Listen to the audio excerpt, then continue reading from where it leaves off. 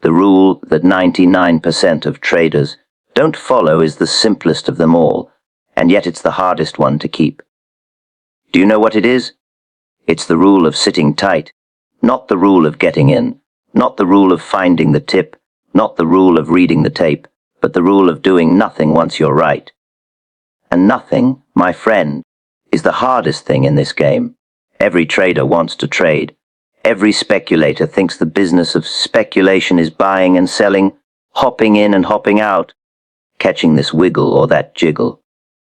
But I'll tell you plain, the money isn't in the buying and the money isn't in the selling. The money is in the waiting. How many times have you been right in your judgment and wrong in your pocketbook simply because you couldn't sit still? Be honest with yourself now. How many times? You see, a man can read the tape correctly. He can sense the market tone. He can smell the trend starting. He can be dead right. And yet, by selling too soon, he makes just a crumb of what he should have made. Or worse, he jumps back in because he thinks he missed the real move, and that's when the market takes him by the collar and throws him against the wall. The market punishes the restless.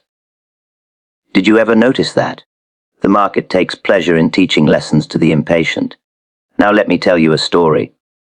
Years ago, when I was just a boy in the bucket shops, I used to scalp points here and there, nickel and dime profits.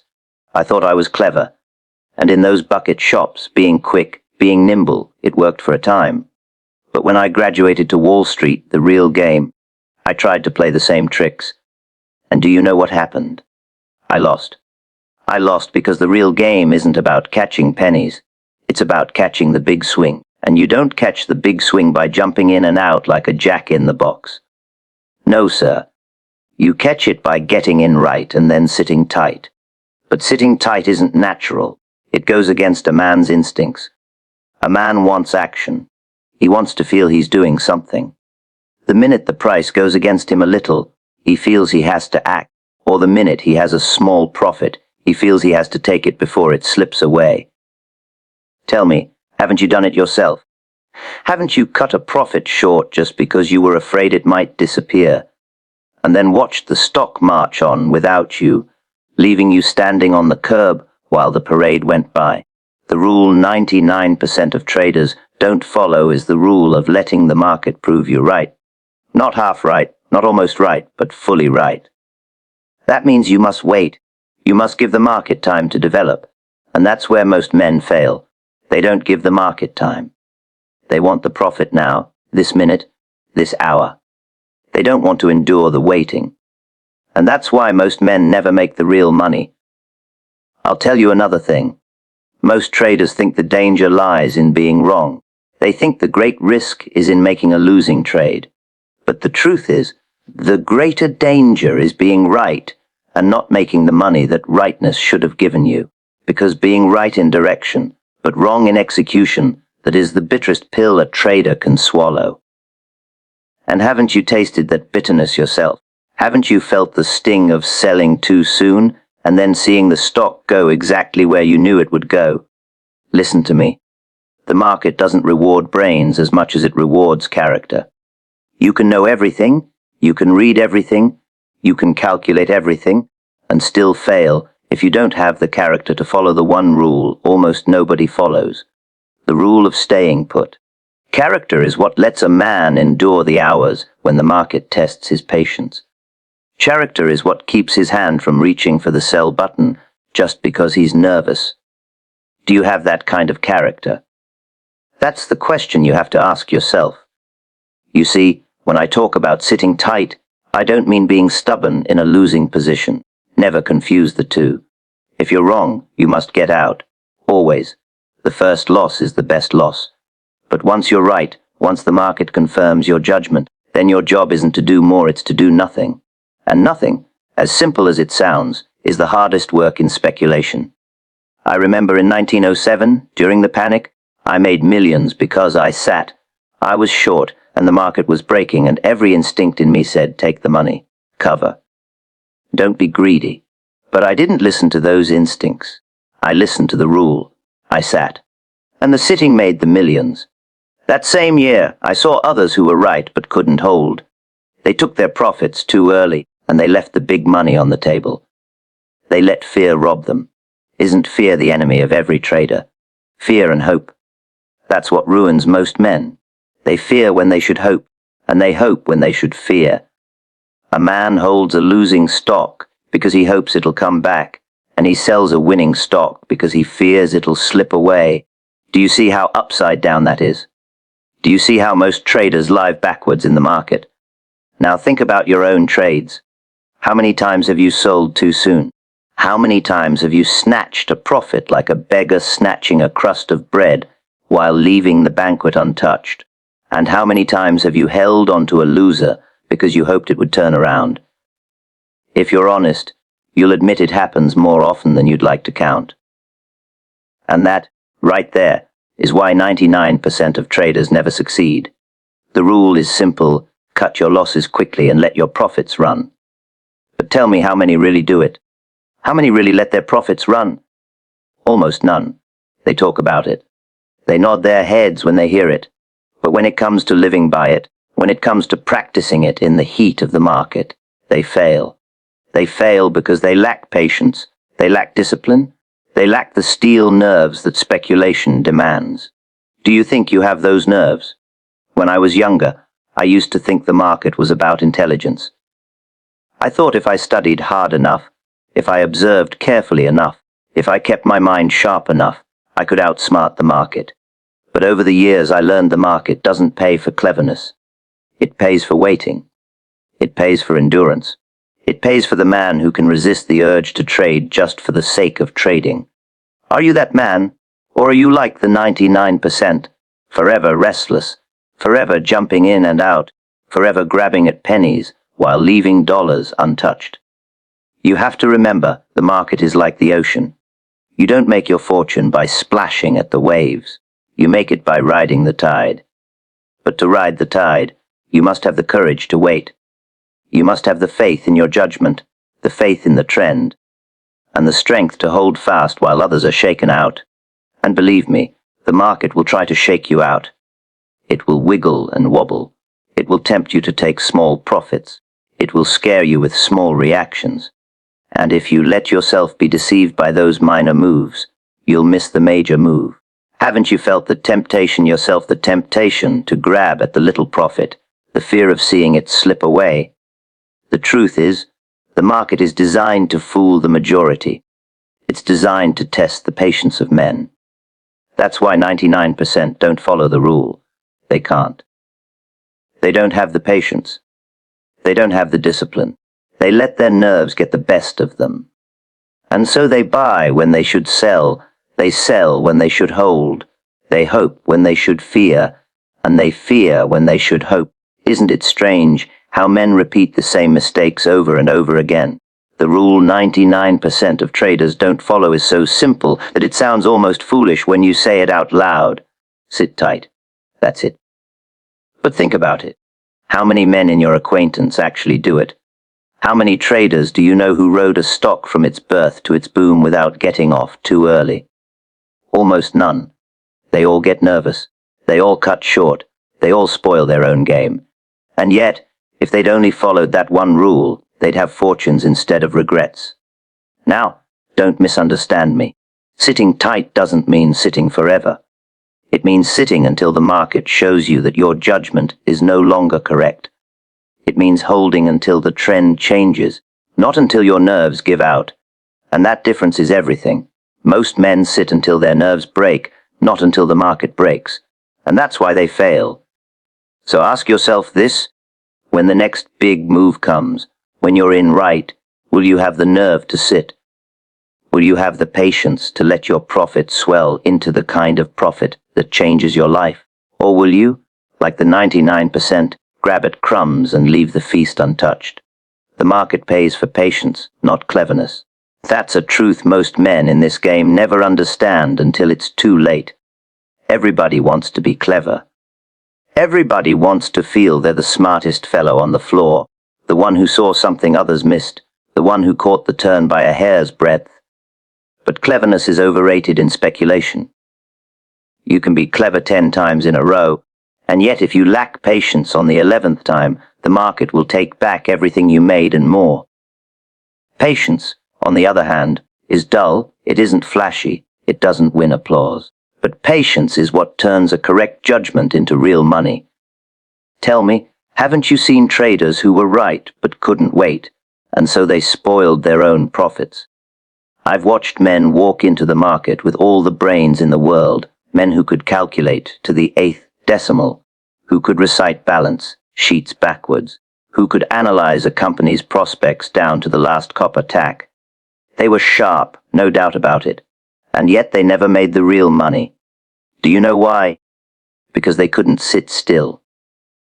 The minute the stock ticked against them, they grew uneasy. The minute it ticked in their favor, they snatched at the small gain. Their cleverness didn't save them, because the market isn't a puzzle to be solved. It's a tide to be ridden. And tides don't care about cleverness. They reward the man who has the nerve to wait. Patience is what separates the professional operator from the gambler.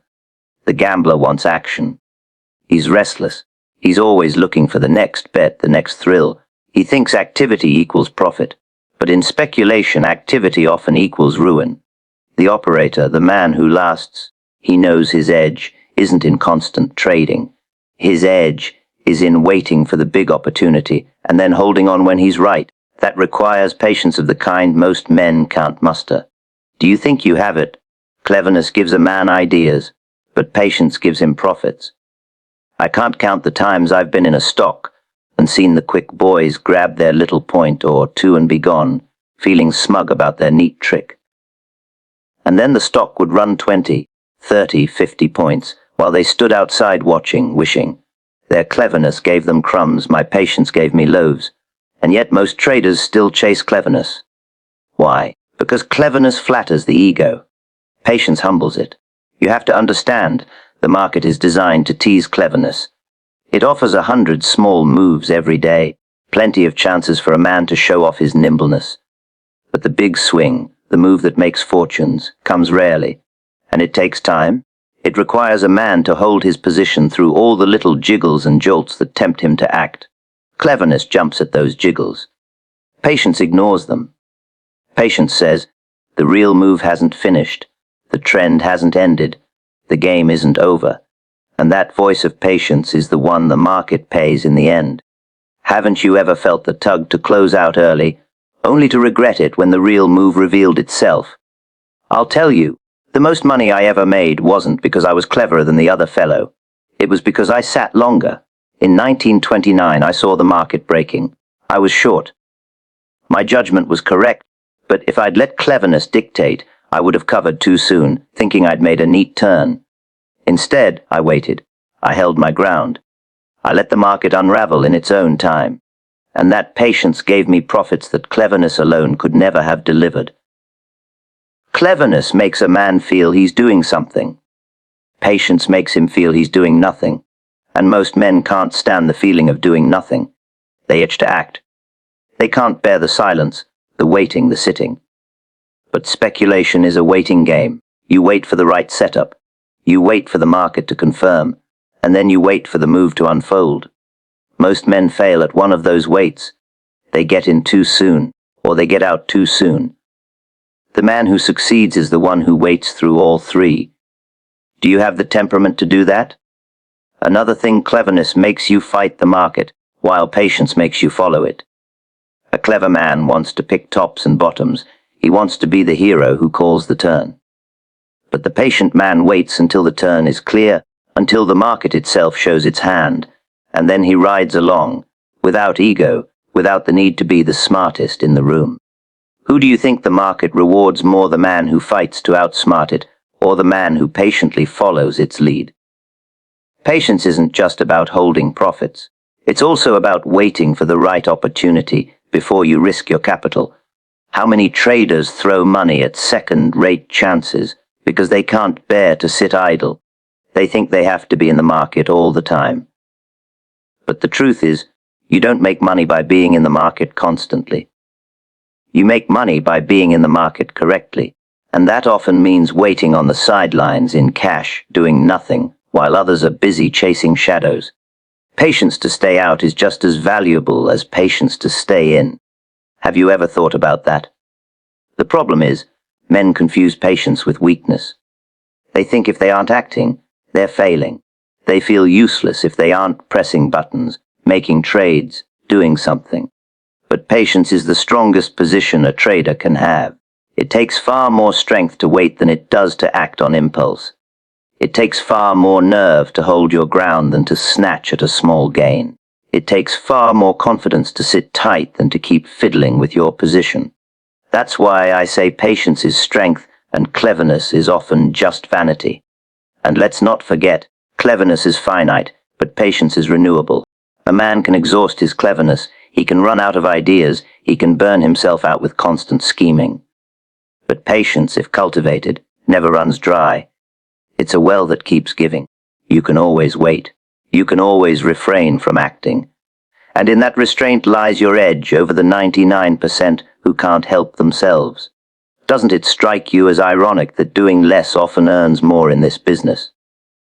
You must train yourself to prize patience above cleverness. When you feel the itch to trade, just because you think you've spotted some clever setup, stop and ask, is this really the big move? Is this the real tide? Or am I just being drawn into the daily noise? And when you're in a winning position, and cleverness whispers, take the profit before it slips, remember that patience says, the market hasn't finished yet. Let it pay you fully. Which voice will you listen to next time? The truth is, cleverness makes headlines, but patience builds fortunes. People love to tell stories of the clever trade, the smart call, the neat trick. They boast about catching a turn by a fraction of a point. But those same men are often broke a few years later, while the quiet, patient operator, who nobody notices, is the one who ends up wealthy. Which kind of trader do you want to be, the one with the stories, or the one with the fortune? Patience is the real intelligence in speculation. It doesn't look clever, but it outperforms cleverness every time. It requires humility, it requires discipline, it requires strength of character, and that's why so few practice it. But for the few who do, the market pays, and it pays handsomely. Fear and hope destroy discipline in opposite ways. That is the paradox of speculation, and it's one of the hardest truths for a trader to face. Fear and hope, the two strongest emotions in the market, work against a man at exactly the wrong times. They make him do the opposite of what he should. When he ought to cut loose a losing position, he hopes. When he ought to ride a winning position, he fears. And so he ruins himself, not because he lacked information, not because he lacked intelligence, but because he let fear and hope do his trading for him. Tell me honestly, hasn't that happened to you more times than you'd like to admit? I've seen it thousands of times. A man buys a stock, it drops a little. Instead of facing the loss, he says to himself, it will come back. It must come back. That's hope talking. He holds on, and the loss grows larger. His hope grows more desperate. At the end, he's ruined not because he was wrong at the start, but because he let hope chain him to a sinking ship, and the same man, in another trade, will be in profit, will have judged correctly, will be in the position to win big. And yet he sells out at the first sign of hesitation in the stock. That's fear talking. Fear of losing what little he's made. And once again, he cheats himself out of what should have been his real reward. Haven't you ever sold too soon out of fear, only to watch the stock climb higher without you? Fear and hope are enemies of discipline, and discipline is the backbone of speculation.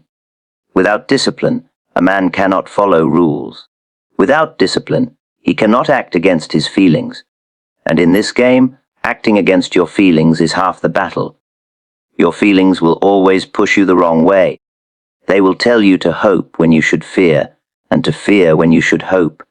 Discipline is what lets you ignore those feelings and do what you know is right, not what you feel is right. Do you have the strength to do that? It's not easy. A man has to train himself to reverse his natural impulses. Think about it. When a stock is going down, every fiber of your being wants to believe it will turn around. You tell yourself stories, you justify, you cling to hope. And yet, the right move is to get out, to take the loss while it's small. That takes cold discipline. And when a stock is going up, and you're sitting on a profit, every nerve in your body screams, take it. Don't Don't let it slip. That's fear at work. But the right move is to sit tight, to let the profit grow, to wait for the real move. Again, that takes discipline. You have to do the opposite of what your feelings command. Can you? The market is the greatest psychologist there is. It knows your weaknesses better than you do. It plays on your fear when you're winning and on your hope when you're losing. It dangles little profits to tempt you into selling, and it whispers promises to keep you in losers. That's why 99% of traders fail. They don't master their emotions. They think speculation is about tips or charts or systems. But it's about mastering fear and hope. Do you think you can master them, or will they master you?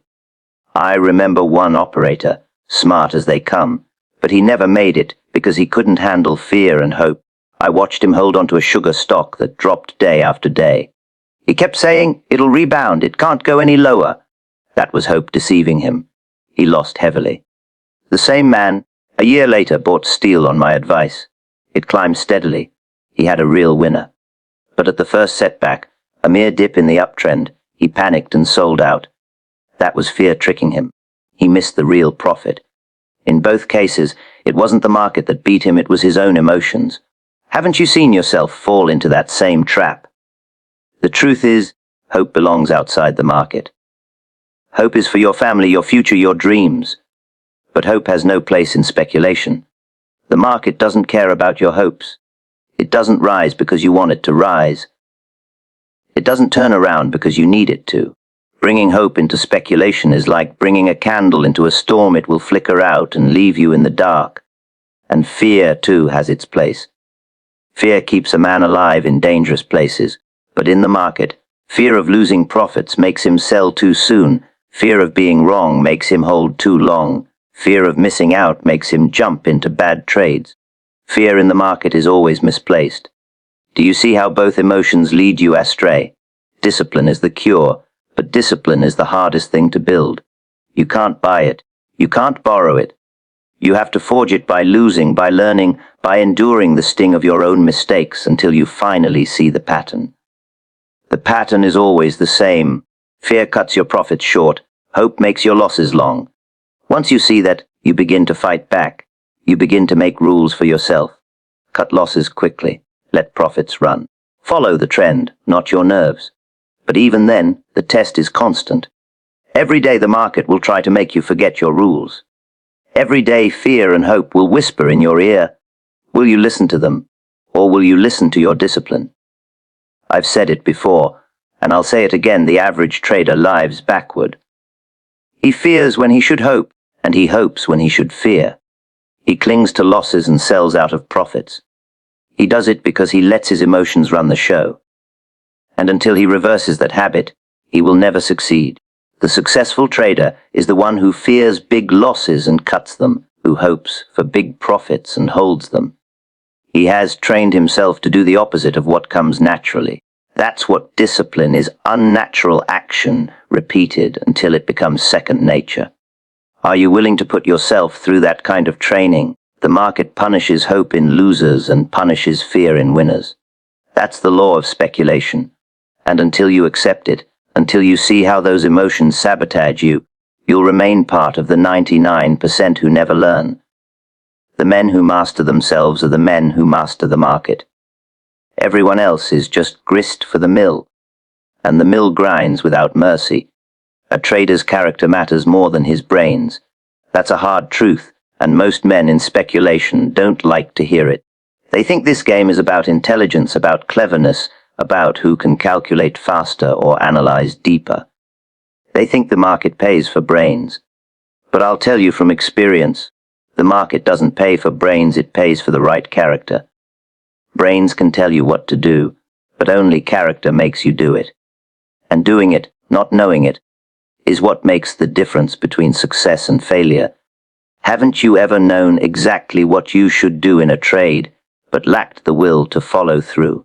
Brains will tell you a stock is weak, that it's time to cut your loss, but character is what makes you pull the trigger. Without character, you'll hold and hope, even while your brain screams the truth. Brains will tell you the market is trending, that your judgment is correct, that the profit is in your hands if you just sit tight, but character is what makes you sit. Without character, you'll snatch at the small gain, betraying your own intelligence. Do you see what I mean? In speculation, brains without character are useless. I've seen it play out 1,000 times. Men with more knowledge than I ever had, men with university degrees, men who could explain every theory under the sun, and yet they couldn't make a dime in the market. Do you know why? Because their character was weak. They had no patience, no discipline, no control over fear and hope. They knew, but they couldn't act, and the market doesn't reward knowing, it rewards acting. How many clever men do you know who are broke, while duller fellows who had stronger character ended up rich? Character is what gives a man patience.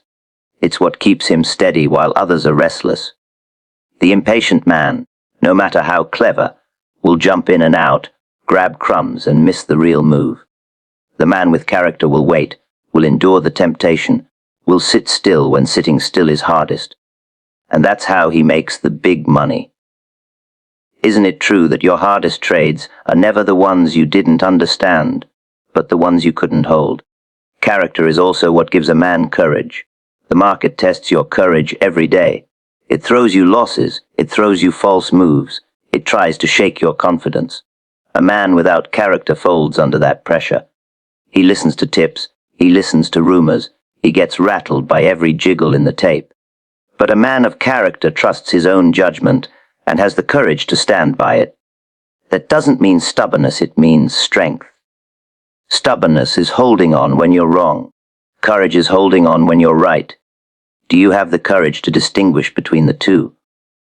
Brains can see an opportunity, but only character can seize it. I've seen traders spot the big move before anyone else. They were right, dead right. But when the moment came to act, they hesitated. They second-guessed themselves. They let fear or greed paralyze them. The move came and went, and their brains counted for nothing. Another man, perhaps not as sharp, but with the character to act boldly and decisively, took the trade and reaped the reward. Haven't you ever watched an opportunity pass you by because you lacked the nerve to act? Character shows itself in how a man handles losses. Everyone takes losses. Even the best operators are wrong. But what does the average man do? He denies it, he hides from it, he lets hope blind him. That's weak character. The strong man takes the loss at once, without hesitation. He admits he was wrong, he pays for his mistake, and he clears the slate. That kind of character keeps him alive in the market long enough to catch the next big opportunity. The weak man clings to his losses until they sink him. Which kind of man are you when your trade goes against you? Brains can design systems, draw charts, study fundamentals, read the tape. But character is what keeps you from breaking your own rules. The market is full of traders who have good methods but can't stick to them. They know the right principles: cut losses, let profits run, don't overtrade, but they violate them again and again because their character isn't strong enough to resist temptation. It's like a man who knows gambling odds but can't stop playing. Do you see how little brains matter without character to back them up? A trader's character also shows in how he handles success. Oddly enough, making money can ruin a man faster than losing it. The weak character grows overconfident after a few wins. He thinks he's invincible. He increases his risks, he ignores his rules, he feels smarter than the market, and then the market humbles him, and he loses it all. The strong character, on the other hand, stays humble. He doesn't let success cloud his judgment. He knows the market is bigger than him, and he respects it. Haven't you seen traders who soared quickly, only to crash because their success went to their heads? Brains are common in speculation. Plenty of men are clever. Plenty of men can analyze. But strong character is rare. That's why most traders fail. They think brains will save them, but when the market tests them, they discover that knowledge without discipline is worthless. The market doesn't care how smart you are, it only cares whether you can act correctly under pressure. And pressure is where character, not brains, decides your fate. Think about the rules of speculation. They're simple, aren't they? Cut your losses quickly. Let your profits run. Never average down. Don't overtrade. Follow the trend. Any man with an ounce of brains can understand them. But how many actually follow them? Almost none. Why? Because following them requires character. It requires patience to wait, courage to cut losses, humility to admit mistakes, strength to hold winners. Those are qualities of character, not intellect. The rules are easy to learn, hard to live by, and that gap between knowing and doing is where 99% of traders lose. Haven't you ever broken your own rules, knowing full well what the cost would be? When I look back at my own career, I don't remember the clever insights as much as I remember the tests of character. The times I had to sit tight while the market tried to shake me out. The times I had to take a painful loss instead of clinging to hope. The times I had to trust my judgment when everyone else doubted. Those were battles of character, and winning those battles was what made the difference. Without character, I'd have been just another clever man who went broke. Brains might get you into the game, but character keeps you in it. The market will test you over and over, not on what you know, but on what you can endure. It will tempt you to abandon your rules. It will test your patience. It will prey on your fear and your hope. And the only shield you have is your character.